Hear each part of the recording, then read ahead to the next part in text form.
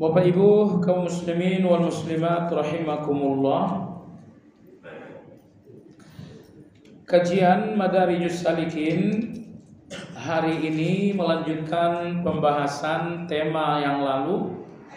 Ada beberapa paragraf yang belum selesai. Di buku adanya pada halaman 472 paling bawah dengan awalannya semakin besar dan kuat cahaya kalimat ini. Itu di buku. Nah, untuk versi ringkasan rangkuman ada pada halaman yang kedua. Halaman yang kedua di bawah. Semakin sempurna. Ya. Semakin sempurna sinar matahari tauhid dalam hati seseorang, maka akan terbakar setiap syubhat dan syahwat yang menghampiri. Karena tauhid ini adalah akar dari keimanan. Lalu keimanan ini kemudian bercabang-cabang. Salat adalah cabangnya iman, puasa, zakat ini adalah cabangnya iman. Kemudian Anda tilawah dan Anda berzikir, itu pun cabangnya iman. Termasuk Anda menjauhi riba, Anda menjauhi dosa, itu semuanya adalah cabang-cabang iman. Jadi simpelnya ada cabang iman itu berupa perintah-perintah, dan ada cabang iman itu berupa menjauhi larangan-larangan. Namun semua cabang-cabang iman ini kembali kepada akarnya. Dan akar dari keimanan itu adalah tauhid kepada Allah Subhanahu wa taala. Nah, syubhat dan syahwat inilah bencana kita dalam menjalankan perintah, juga dalam menjauhi larangan. Gagalnya kita menjalankan perintah ataupun gagalnya kita menjauhi larangan pasti disebabkan karena syubhat atau disebabkan karena syahwat. Syubhat itu ketersamaran. Jadi kebenaran tersamar, kebatilan tersamar. Nah, kadang-kadang ketersamaran kebenaran atau kebatilan bukan karena kejahilan, tapi ketersamaran itu disebabkan karena syahwat. Karena jemaah sekalian, misalnya riba ini hukumnya dosa besar. Tapi riba ini bisa jadi tersamar karena jahil, karena tidak pernah belajar, maka dia pun tidak tahu betul apa itu riba. Tapi ketersamaran yang buruk adalah ketersamaran karena syahwat. Misalnya dia tahu riba ini haram, tapi sibuk mencari pembenaran-pembenaran sehingga haramnya riba menjadi tersamarkan dengan pembenaran-pembenaran. Riba ini memang haram, tapi kamu kan terpaksa. Riba ini haram, tapi kamu kan darurat. Nah, coba lihat, aslinya riba itu cukup jelas, tapi syubhat disamarkan dengan alasan-alasan. Kenapa alasan-alasan ini muncul? Jawabannya syahwat. Maka sudah berlalu dalam kajian ini, kalau sampai syubhat dan syahwat ini bersatu, artinya saya memandang syubhat satu ajaran agama berdasarkan syahwat, bukan berdasarkan kejahilan. Ini sangat berbahaya sekali. Sangat berbahaya sekali. Baik. Contoh lain, misalnya zikir pagi, zikir petang, itu kan sangat jelas hukumnya Anda harus lakukan. Nah, dari segi hukum tidak ada syubhat, tidak ada ketersamaran. Tapi muncullah syahwat dengan alasan-alasan. Syahwat mengatakan kamu harus buru-buru pergi ke kantor. Kamu harus begini, harus begitu. Begitu syahwat ini memberikan Anda alasan, sehingga zikir pagi ini dilakukan atau tidak menjadi sesuatu yang tersamar. Nah, ini mohon difahami baik-baik. Anda tidak pernah terhalangi menjalankan perintah atau menjauhi larangan kecuali karena syubhat atau syahwat atau karena kedua-duanya. Nah, lalu solusinya kata Imam Ibnu Qayyim rahimahullah, kalau pangkal keimanan itu yaitu tauhid adalah sinar yang sangat terang benderang, maka syubhat ini tidak bisa membuat satu ajaran ini menjadi tersamar. Jadi dengan kata lain, kokohnya dan kuatnya syubhat dan syahwat disebabkan karena lemahnya tauhid. Nah, kalau tauhid ini kuat, syubhat dan syahwat itu otomatis akan menjadi lemah. Pertanyaan, apa Anda kira di hati para nabi itu tidak ada syahwat? Ada. Tapi tauhid mereka sangat kuat sehingga syahwat ini menjadi lemah. Nabi Yusuf alaihi salam ketika digoda oleh istri pembesar Mesir, saat itu Nabi Yusuf kan ada rasa ingin juga. Tapi rasa ingin yang berbarengan dengan rasa takut. Nah, istri pembesar Mesir ini ingin, tapi ingin tanpa rasa takut. Allah berfirman, walaqad hammat bihi wa hamma biha. Perempuan ini ingin, Nabi Yusuf juga ingin. Sama-sama ingin, tapi dengan ingin yang berbeda. Perempuan ini ingin dengan ambisi. Nabi Yusuf ingin, tapi dengan rasa takut. Nah, inilah keadaan para aulia Allah. Aulia Allah ada keinginan-keinginan mereka terhadap dosa, ada keinginan-keinginan mereka mengabaikan perintah, tapi keinginan ini tidak lepas dari rasa takut, sehingga keinginan tersebut menjadi lemah. Maka rumusnya seperti itu. Kalau tauhid Anda kuat, syubhat dan syahwat ini akan lemah. Tapi kalau tauhid ini lemah, maka syubhat dan syahwat ini akan menjadi kuat. Lalu pangkal dari tauhid itu adalah la ilaha illallah. Tidak ada yang akan Anda ibadahi kecuali hanya Allah Subhanahu wa taala. Nah, jemaah sekalian yang saya hormati, kita kita ulang sedikit tentang tauhid. Anda tahu jemaah sekalian, tauhid itu adalah ikrar la ilaha illallah. Akan tetapi tauhid ini memiliki 7 syarat. Jadi kalau tadi kita katakan tauhid yang kuat, artinya ke-7 syarat ini kokoh. Kalau dikatakan tauhid yang lemah, artinya ke-7 syarat ini rapuh. Baik. Syarat tauhid yang pertama, dan subhanallah Anda lihat nanti 7 syarat tauhid ini 5 diantaranya adalah ibadah hati. Jadi hanya satu saja ibadah perilaku. 6 dari syarat tauhid semuanya adalah ibadah hati.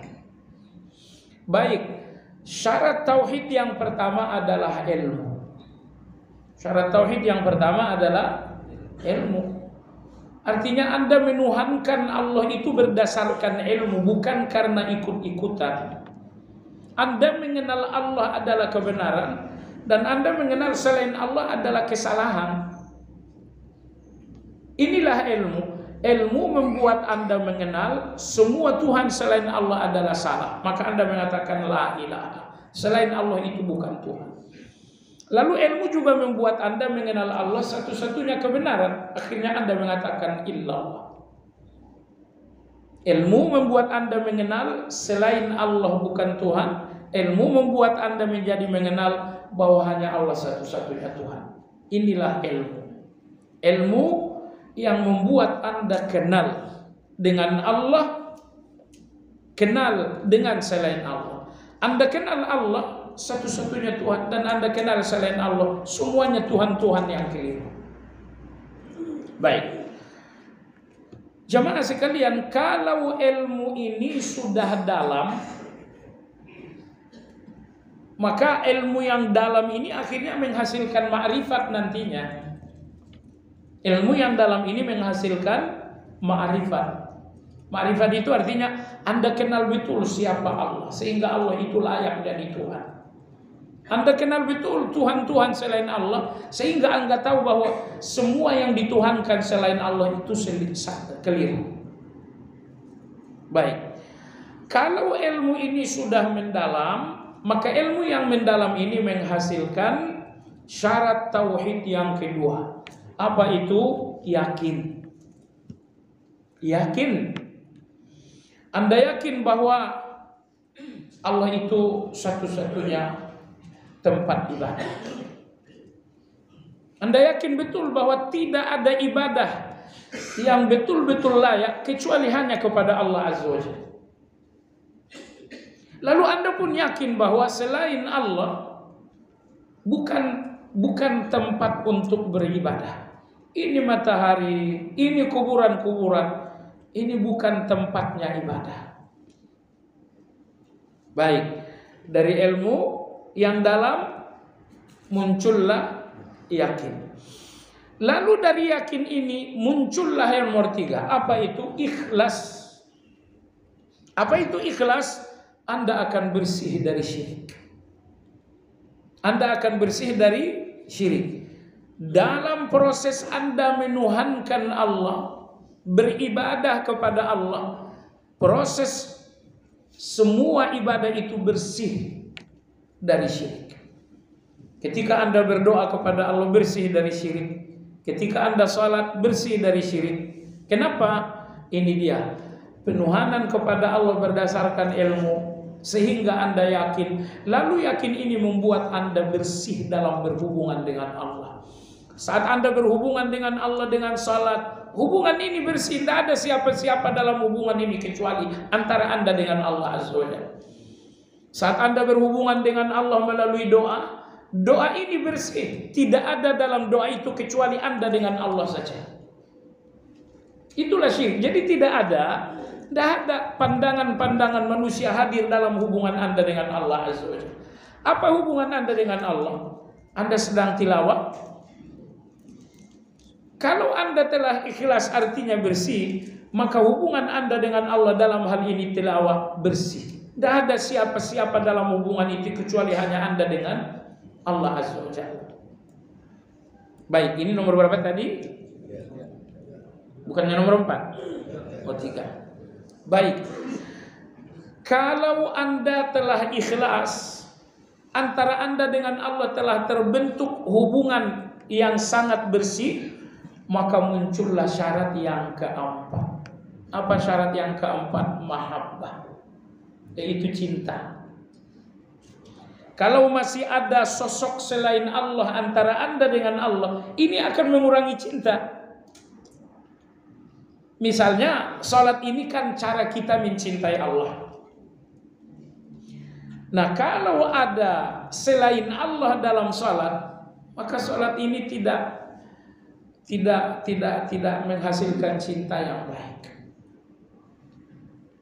Jadi dengan demikian, begitu Anda telah bersih, ikhlas, tidak ada lagi dalam penuhanan Anda, dalam ibadah Anda selain Allah Azza wa Jalla, tidak ada manusia, apalagi berhala, itu bersih sudah, maka Anda akan masuk pada syarat yang ketiga, yang keempat, yaitu adalah yaitu mahabbah. Mahabbah itu artinya cinta. Anda akan mencintai Allah, mengalahkan segala cinta-cinta. Anda akan mencintai Allah, mendahului segala cinta-cinta. Kenapa? Karena Anda sudah yakin Dia adalah Allah. Dan Anda telah bersih menuhankan Allah, ikhlas dalam menuhankan, dalam menjalankan ibadah kepada Allah, maka hasilnya adalah mahabbah tadi.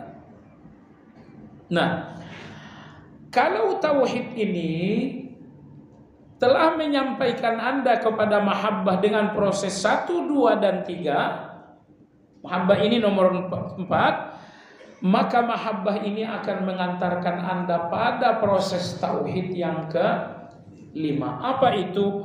As-siddiq. As-siddiq artinya adalah jujur. Jujur dalam arti tidak ada pengkhianatan Anda kepada Allah Azza wa Jalla. Tidak ada pengkhianatan Anda kepada Allah dalam bentuk syirik.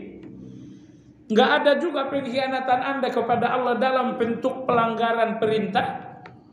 Nggak ada juga pengkhianatan Anda terhadap Allah dalam bentuk pelanggaran larangan. Kenapa? Karena tauhid yang kelima adalah as-siddiq, yaitu jujur. Jujur di depan Allah sehingga tidak ada lagi pengkhianatan sama sekali. Orang-orang yang riya, mereka berkhianat kepada Allah Azza wa Jalla. Orang-orang yang bermaksiat penuh dengan kesengajaan, mereka juga sedang berkhianat kepada Allah Azza wa Jalla. Kenapa? Mereka tidak punya siddiq, tidak punya kejujuran dalam menuhankan Allah Azza wa Jalla. Kenapa tidak jujur?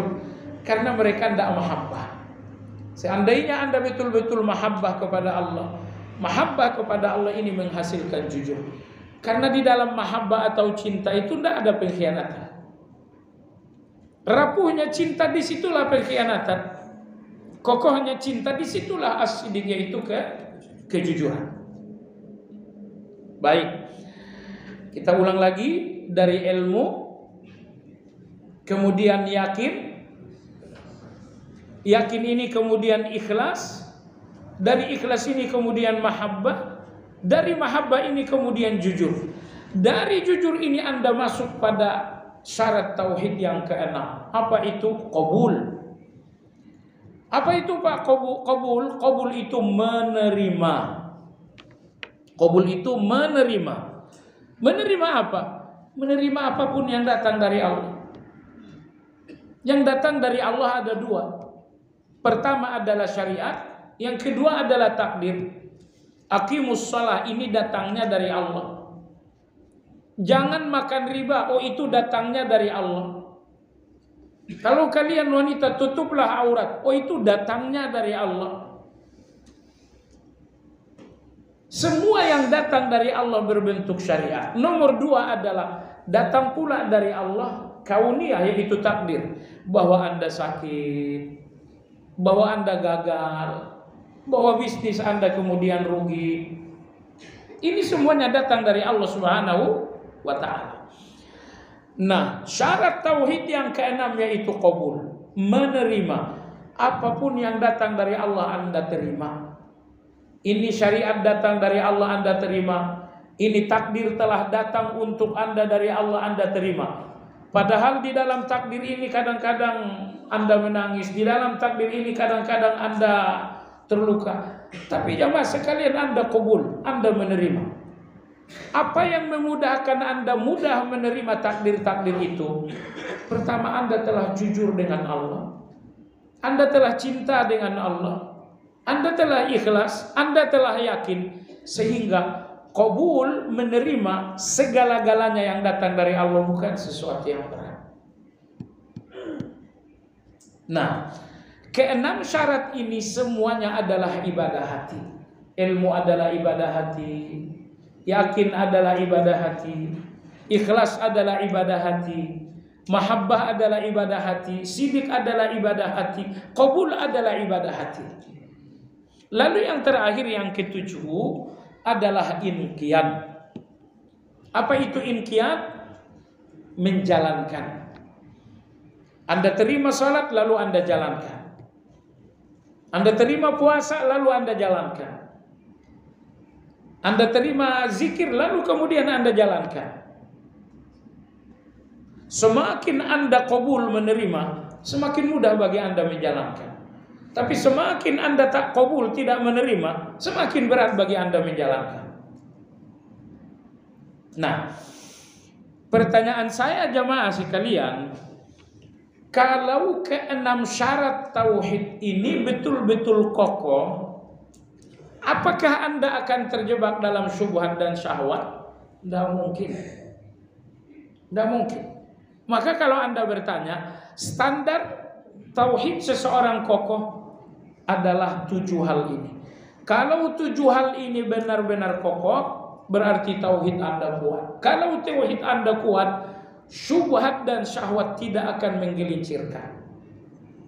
Maka tadi kita katakan, lemahnya tauhid adalah kuatnya syubhat dan syahwat. Tetapi kuatnya tauhid adalah lemahnya syubhat dan syahwat.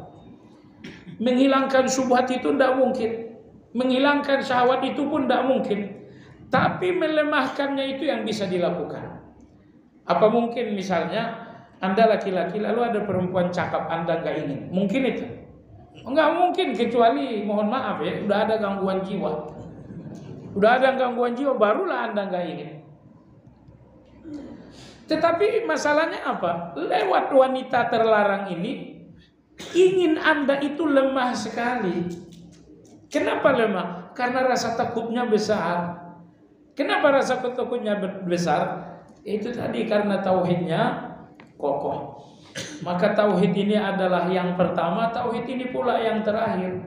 Orang masuk Islam dengan tauhid, orang keluar dari dunia juga dengan tauhid. Dan di antara awal dan akhir tauhid itu kita pun terus menguntai ibadah-ibadah kita dengan tauhid.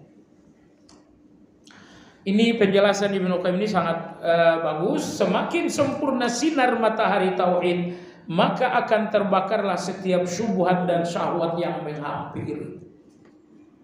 Setiap kali syubhat menghampiri akan terbakar. Setiap kali syahwat menghampiri akan terbakar.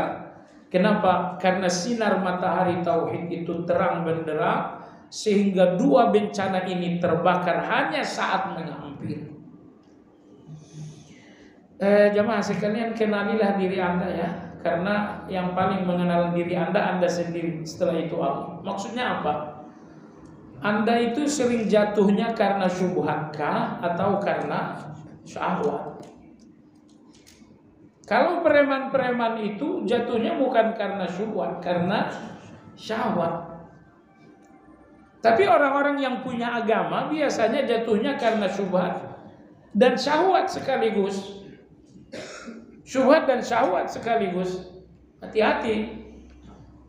Ya, kalau orang awam jatuh kadang-kadang karena syubhat jahil.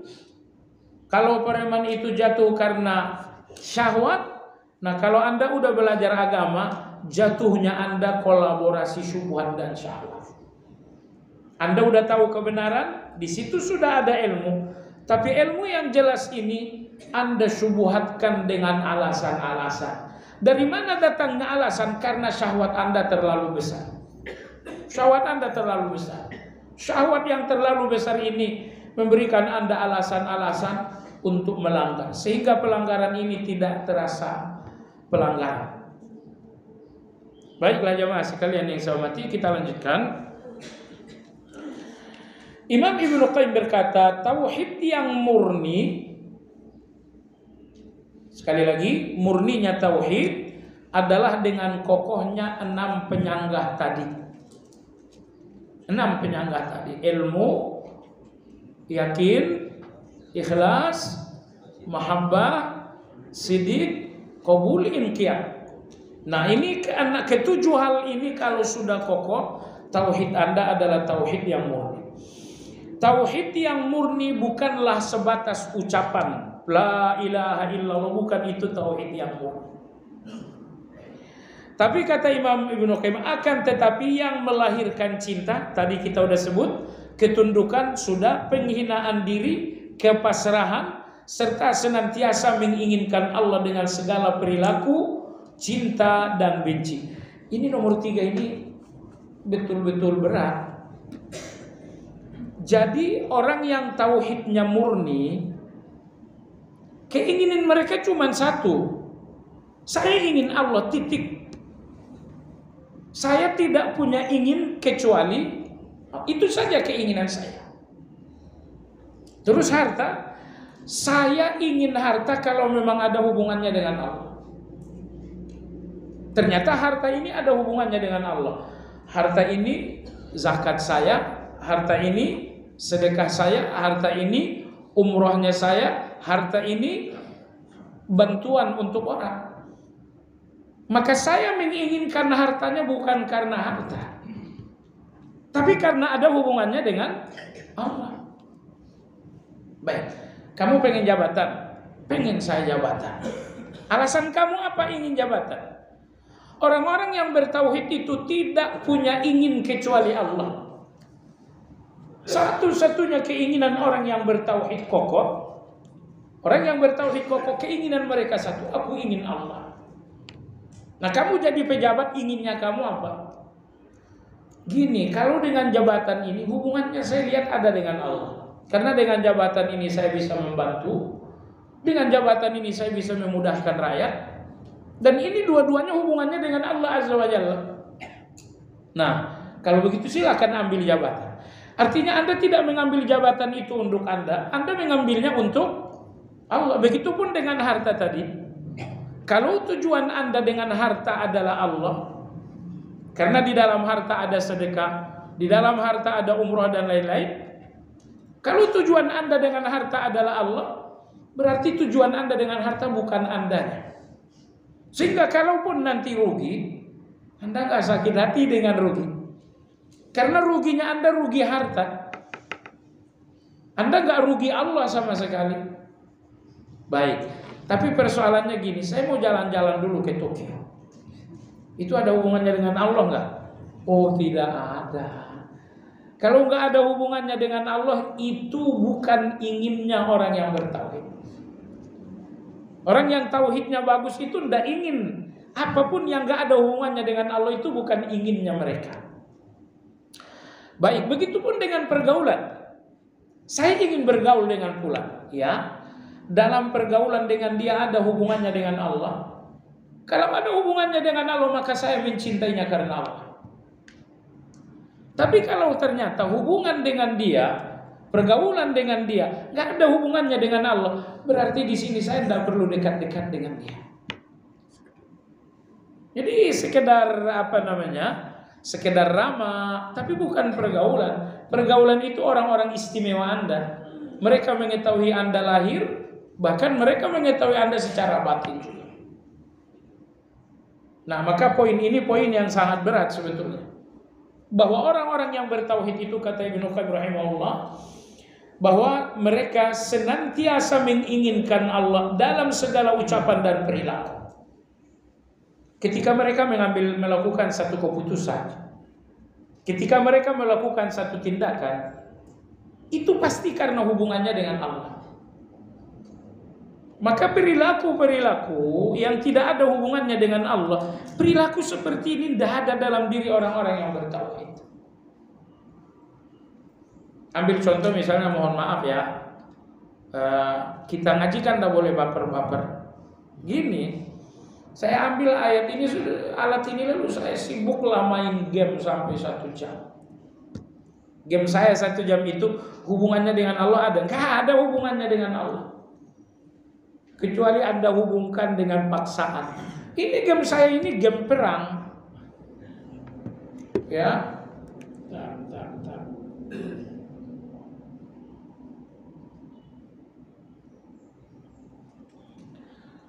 Iya, game saya ini game perang.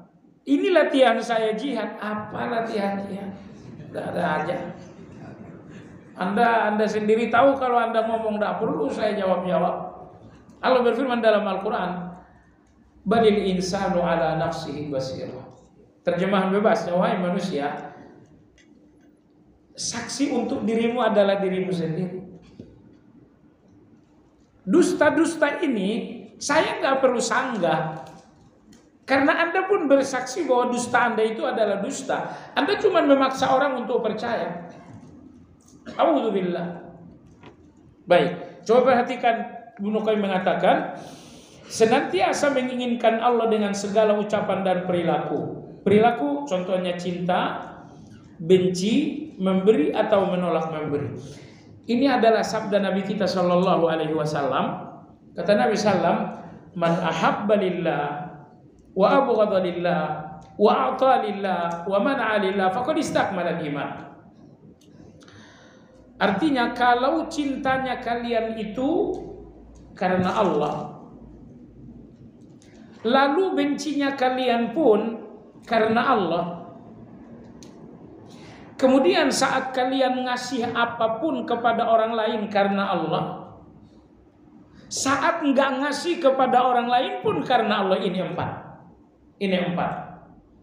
Cintanya cinta karena Allah, bencinya karena Allah, ngasihnya karena Allah, nggak ngasihnya karena Allah. Kalau keempat hal ini karena Allah, itulah sempurnanya tauhid. Itulah sempurnanya tauhid. Jadi dengan kata lain, tauhid yang sempurna itu melepaskan keempat hal ini dari selain Allah. Tidak ada cinta Anda yang bukan karena Allah. Begitu selanjutnya. Nah, oleh sebab itulah jamaah sekalian, tauhid ini memang perjuangan. Kata Ibnu Qayyim rahimahullah, tauhid seperti inilah yang akan menyelamatkan. Tauhid yang menyelamatkan itu bukan ucapan la ilaha illallah.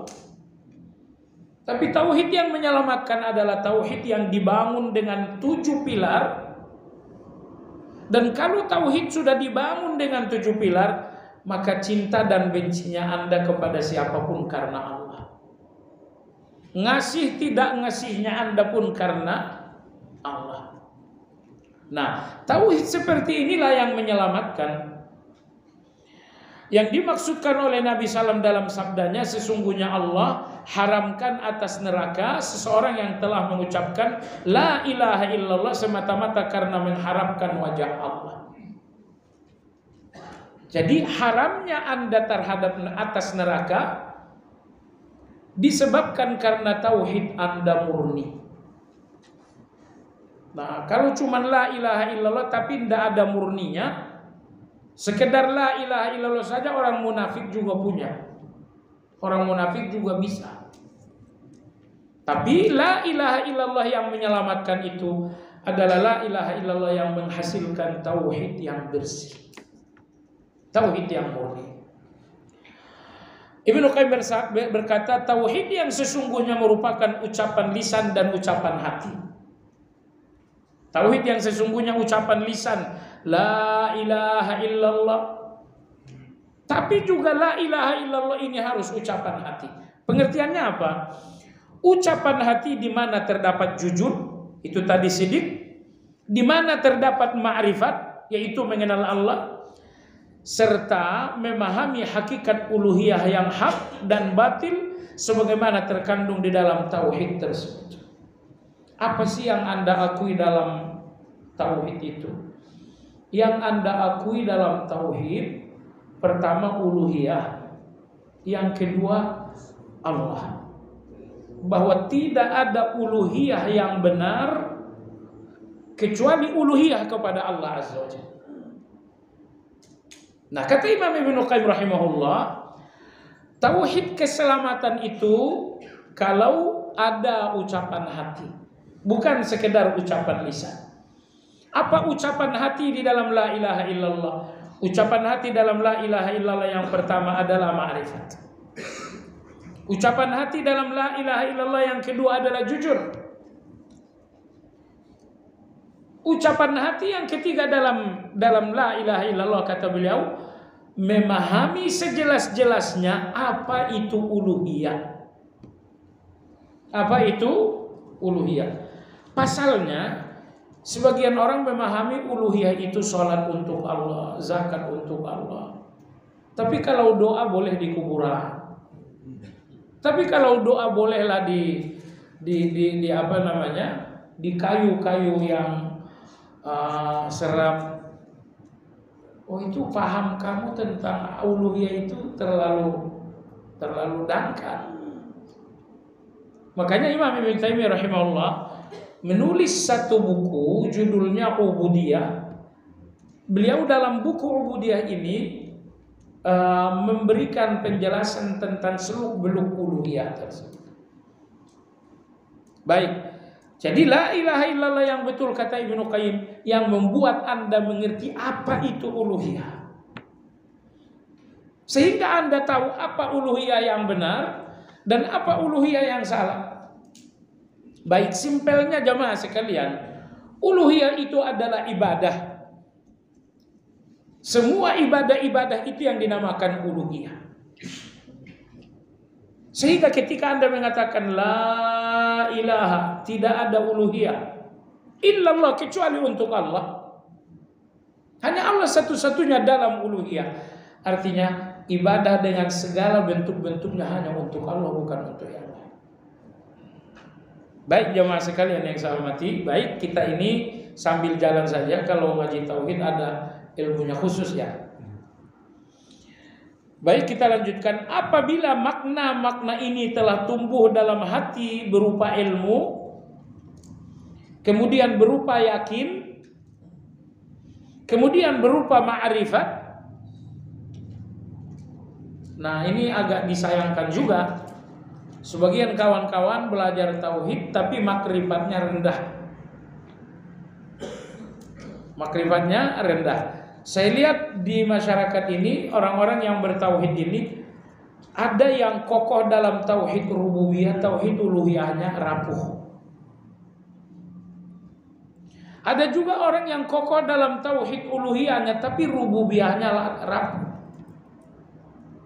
Nah, tidak akan seimbang tauhid uluhiyah dan tauhid rububiyah kecuali Anda memahami asma wa sifat. Gak akan seimbang itu. Makanya orang awam misalnya, ataupun orang yang baru ngaji, orang baru ngaji ini tetap saja orang awam, gitu kan? Kadang-kadang terjadi kepincangan. Tauhid uluhiyahnya oke, dia udah nggak minta kuburan lagi. Tapi soal tauhid rububiyah masih minus. Karena dalam hal rezeki dia masih berharap kepada orang. Dalam hal keselamatan dia masih berharap kepada orang. Dalam hal rasa aman dia masih bergantung kepada orang. Oh, ini tauhid rububiyah kamu masih kacau. Tauhid uluhiyahmu udah benar tapi tauhid rububiyahnya masih kacau. Makanya saya katakan tadi, kalau Anda tidak belajar asma wa sifat, tidak akan seimbang uluhiyah dan rububiyah. Nah, makanya muncul tauhid yang ketiga, supaya seimbang dalam la uluhiyah dan rububiyah. Baik jemaah sekalian. Sama halnya dengan hadis Nabi yang berbunyi, barang siapa yang mengucapkan subhanallah wa bihamdi 100 kali maka akan dihapus dosanya meski sebanyak buih di lautan. 100 kali pagi ini menghapuskan dosa. 100 kali pagi Anda ucapkan subhanallah wa bihamdi, ini menghapuskan dosa walaupun dosa itu sebanyak buih di lautan. Pertanyaannya, ini subhanallah ucapan saja atau disertai dengan makna? Disertai dengan makna. Logisnya begini jamaah sekalian. Tujuan satu ucapan adalah makna. Dan ada orang yang tujuan ucapannya adalah kata-kata. Misalnya ketika Anda manggil saya, Ustaz Syarif kesini. Tujuan Anda dengan kesini itu maknanya, bukan ngomongnya kan? Misalnya ketika Anda memerintahkan anak, kamu makan sana, jangan sampai ada yang dibuang-buang ya. Tujuan Anda dengan kata-kata ini adalah maknanya. Nah, jadi tidak ada yang mengucapkan kata melainkan tujuannya adalah makna. Maka kalau Anda ucapkan subhanallah wa bihamdi, jumlahnya 100 kali, tetapi maknanya tidak ada di hati, ini subhanallah wa bihamdi ini tidak menyampaikan Anda kepada tujuan. Apa tujuan Anda dengan subhanallah wa bihamdi? Saya ingin dosa sebanyak buih di lautan dihapuskan. Ternyata hapusnya dosa Anda sebanyak buih di lautan karena mengucapkan subhanallah wa bihamdi itu tidak cukup hanya dengan Anda sentuh kalimat-kalimat dan huruf-hurufnya. Karena apa? Tujuan dari setiap kata adalah makna. Kata-kata tanpa makna ini orang yang tidur, orang yang apa namanya? Orang yang ngigau. Atau juga orang yang lupa, Ataupun orang yang lata.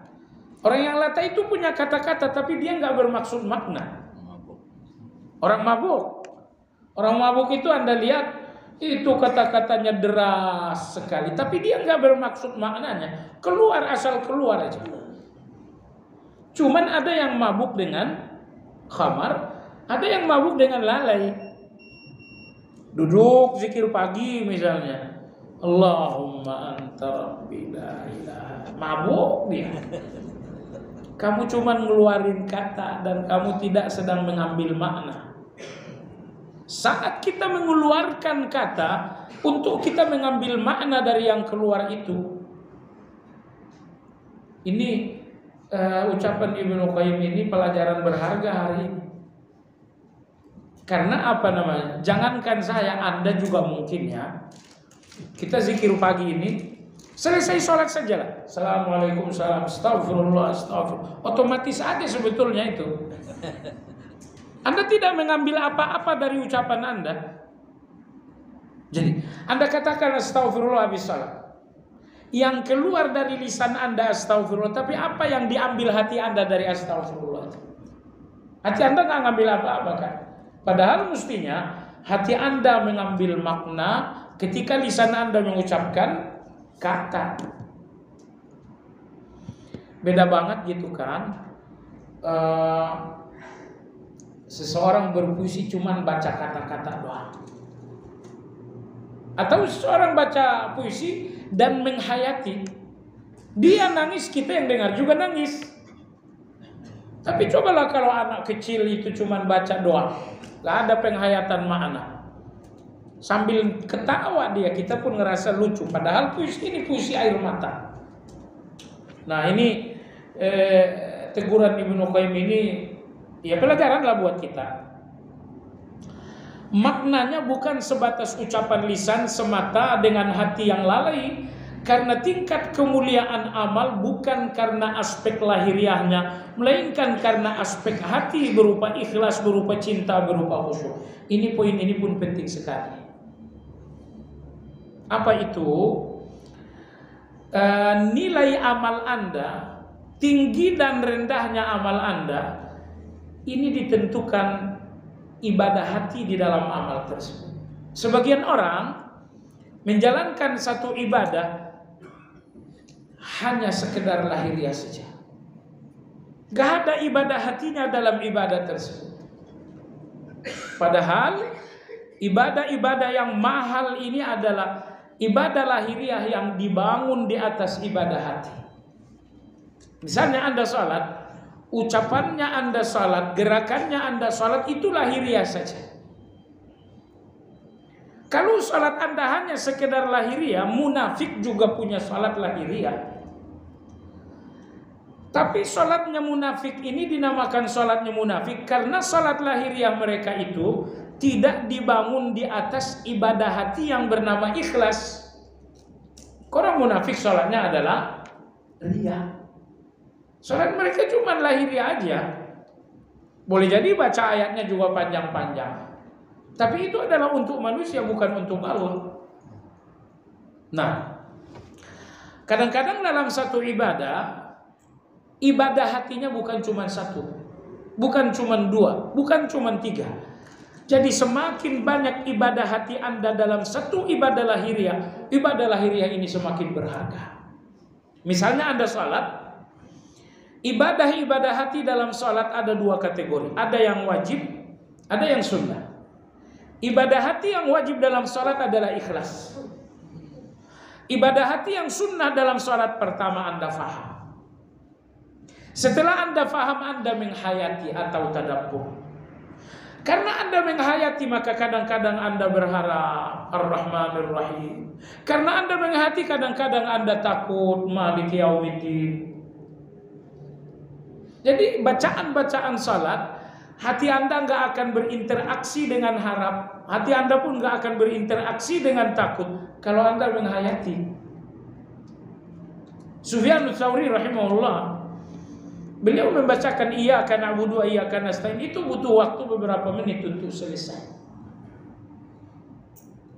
Kenapa? Beliau faham, karena faham akhirnya menghayati. Karena menghayati muncul rasa takut, muncul rasa dusta dan lain-lain. Iyyaka na'budu, hanya kepadamu aku ibadah. Wa iyyaka nasta'in, hanya kepadamu aku minta tolong. Bukan minta tolongnya yang jadi persoalan. Yang jadi persoalan adalah hanyanya. Hanya kepadamu aku minta tolong. Aduh, dusta lagi saya. Buktinya saya lebih banyak mengharapkan pertolongan manusia. Ketika sakit, saya lebih mengharapkan pertolongan dokter. Ketika tidak ada uang, saya lebih mengharapkan pertolongan kawan-kawan. Ketika saya ditekan, saya lebih berharap pertolongan polisi. Tapi kemudian saya pun dusta di depan yang maha tahu. Iyyaka nasta'in, hanya kepadamu aku minta tolong. Kalimat hanya inilah jamaah sekalian. Nah, kalau Anda sadar arti kalimat hanya, betapa beratnya arti kalimat itu. Karena hakikat dari iyyaka, hanya, hakikatnya adalah tauhid. Baik, jadi kesimpulan, usahakan membangun ibadah lahiriah di atas ibadah-ibadah hati. Ada dua ibadah hati Anda dalam satu ibadah lahiriah. Ibadah hati yang wajib yaitu ikhlas. Lalu ada juga ibadah hati yang sifatnya sunnah. Misalnya Anda faham, kemudian Anda menghayati. Karena Anda menghayati lalu muncul rasa takut, lalu muncul rasa berharap, lalu muncul rasa cinta. Ya, jemaah sekalian yang saya hormati. Ya, kita lanjut. Ini rahasia keselamatan pemilik kartu la ilaha illallah. Padahal ia memiliki 99 lembar kejahatan. Masing-masing lembar sejauh mata memandang. Gak ada amal apapun, salat, puasa, tapi la ilaha illallahnya betul-betul beres. Kenapa? Karena la ilaha illallahnya itu betul-betul bersih, sesuai dengan syarat yang 7 tadi. Maka selamatlah laki-laki ini. Ini pula rahasia ampunan bagi pembunuh 100 nyawa yang tidak bersalah. Ini riwayat Bukhari dan Muslim dari Abu Sa'id. Pembunuh berdarah dingin 100 nyawa tak bersalah, tiba-tiba diampuni oleh Allah Azza wa Jalla. Anda bertanya, kenapa Allah ampuni? Allah tidak mengampuninya karena ibadah lahiriah, tapi Allah mengampuninya karena ibadah hati. Apa ibadah hatinya? Si pembunuh ini jujur ingin taubat. Keinginan taubat itu bukan diada-adakan, itu murni jujur. Maka sekali lagi, pembunuh 100 nyawa tak bersalah akhirnya diampuni oleh Allah Azza wa Jalla, bukan karena ibadah lahiriah, tapi karena ibadah batin. Yang terakhir, demikian juga dengan pelacur yang memberi minum kepada binatang yang biasanya diusir oleh manusia, yaitu anjing. Kenapa Allah mengampuninya? Bukan karena ibadah lahiriahnya beberapa tetes kepada anjing, tapi karena ibadah hati. Apa ibadah hati si pelacur ini? Ulama-ulama kita dalam menjelaskan kisah itu mengatakan, saat akan memberikan minum kepada anjing, si pelacur ini tiba-tiba berniat, ya Allah, ini untukmu, bukan untuk siapa-siapa. Ini karena bukan karena siapa-siapa. Allah buka ibadah hatinya saat memberi minum kepada anjing. Maka minum ini sedikit, yang menerima binatang yang diusir juga oleh manusia, yaitu anjing. Kok bisa jadi keselamatan, bahkan pelacur ini masuk surga? Jawabannya, keselamatannya bukan karena ibadah lahiriah yang tidak berarti itu, tapi karena ibadah hati. Nah, ini pelajaran buat kita semua jamaah sekalian, bahwa ibadah lahiriah betapapun itu mahal, tapi yang tidak kalah mahalnya adalah ibadah hati. Anda tahu kenapa? Ibadah lahiriah ini gampang sekali rusak dengan pandangan manusia, tapi ibadah hati itu nggak ada rusaknya sama sekali. Misalnya hati Anda cinta Allah, bagaimana rusaknya? Misalnya hati Anda takut kepada Allah, tidak ada rusaknya sama sekali. Semua ibadah-ibadah yang rusak itu adalah ibadah lahiriah. Maka kalau Anda bertanya, kenapa sih ibadah hati ini sangat besar sekali? Jawabannya, karena ibadah hati ini tidak tersentuh oleh manusia.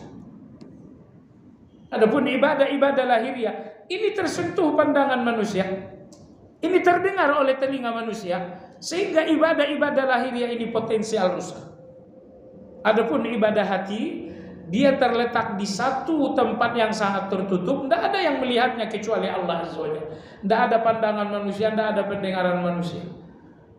Maka ibadah hati begitu tertutup dari manusia sehingga ia menjadi sangat besar untuk Allah Subhanahu wa taala. Baiklah jemaah sekalian, insyaallah yang akan datang adalah judul berikutnya, istimewa namun azab dilipat gandakan. Maksudnya ada orang-orang yang istimewa di depan Allah, tapi azab untuk mereka justru dilipat gandakan. Ini siapa mereka ini? Insyaallah akan kita bahas pertemuan yang akan datang insyaallah.